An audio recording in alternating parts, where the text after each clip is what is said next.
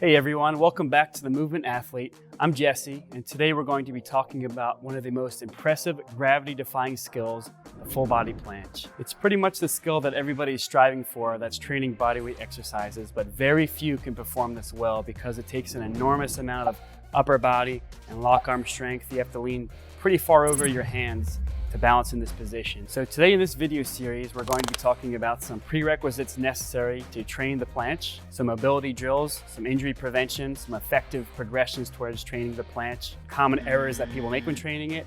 We're also going to educate you on some of the exercises and their purposes, and we're going to show you a nice planche workout to do at home. So stay tuned and watch how we like to train the full body planche as professionals. We'll get into it shortly.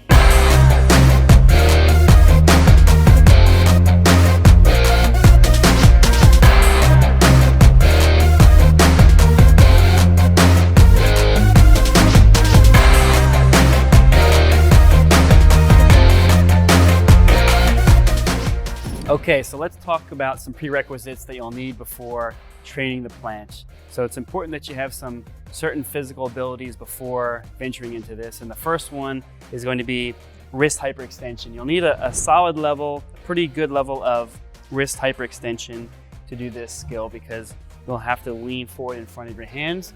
You'll need a strong chest. You'll need the ability to protract the shoulders, externally rotate the shoulders, depress them, and a strong chest. So prerequisites that we have set for you will help you understand how you can go about the hyperextension you need in your wrists and developing a little bit of strength and engaging certain muscles before getting into the planche. Because if these prerequisites aren't right, shaping is incorrect, meaning your body position, it's going to transfer over probably 100% and be magnified when you get into the actual planche itself.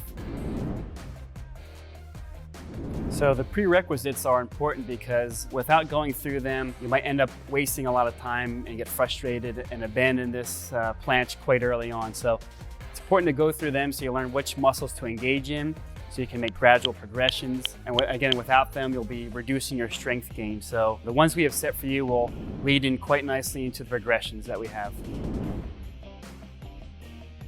So some of you might be thinking, do I really need to do all of these prerequisites? And the answer is yes. If you want a high-level, aesthetically pleasing planche, the answer is yes. You should go through these prerequisites because it's important to get these positions and engage the right muscles before making it harder. Also, if you have some of the prerequisites but not some of the others, basically you've identified a weakness, and it'll be important to address that weakness and learn that prerequisite, get it stronger, and then cover all of your bases before actually heading into the actual planche progression. So weaknesses are good to identify them so you can address them early on.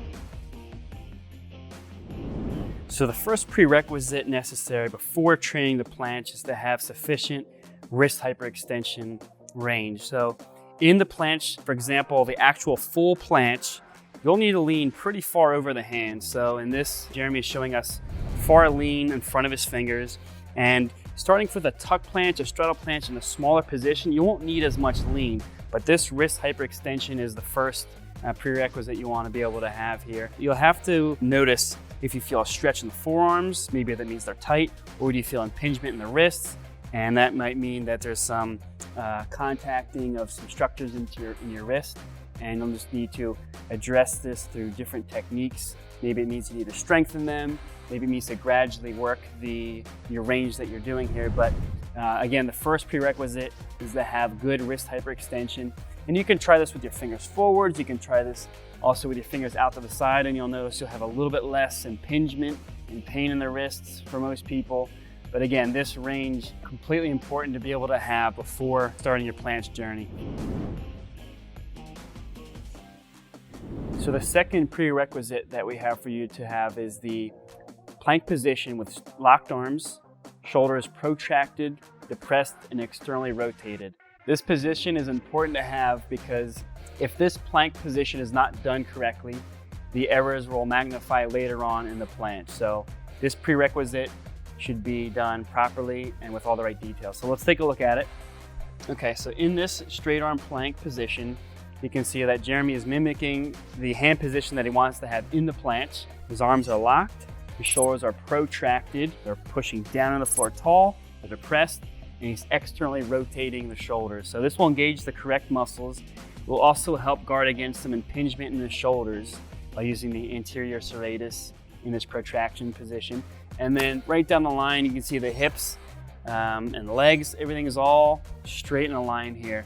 So this is the correct plank position that you want to be able to do before going into later progressions of the planche.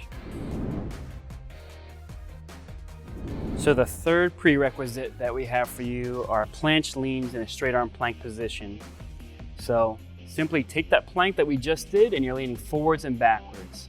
So it'd be great to hold this for a second or two before returning, and you're really just introducing your shoulders here to what it's going to be doing in a planche. You have to lean far over to the hands, and also this can be done with legs elevated, right? So if a person were to have their feet up on a box, again, this is kind of mimicking a planche. So planche leans, third prerequisite here, keeping the same body position throughout.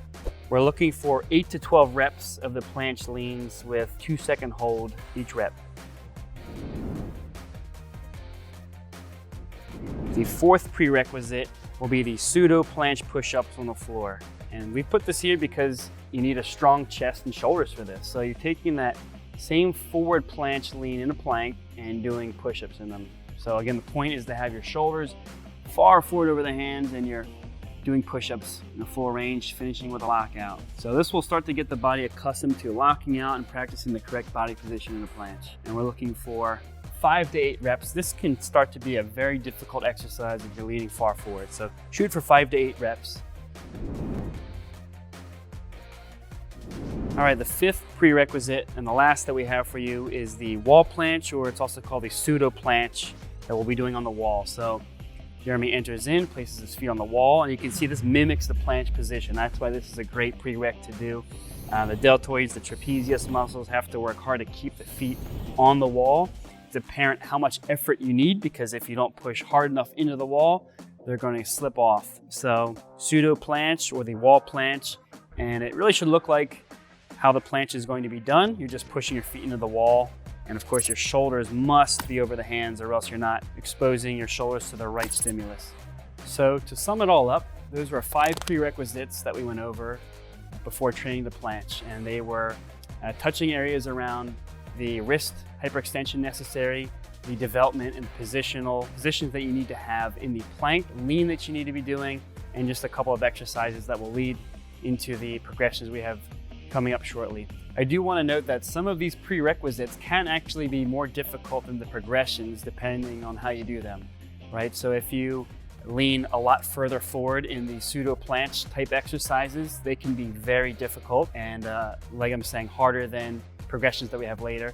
Or again, if you're not leaning too far over, they'll be simpler. So it really depends on how far you're leaning to determine the difficulty of this. In a nutshell, these prerequisites will ensure that your wrists, your elbows and your shoulders are gradually being exposed to the stress necessary before making it more difficult getting into the planche. Hey movement athletes, real quick, if you want to get better with your calisthenics and bodyweight training exercises, we have an amazing free course on planches as well as other bodyweight training exercises.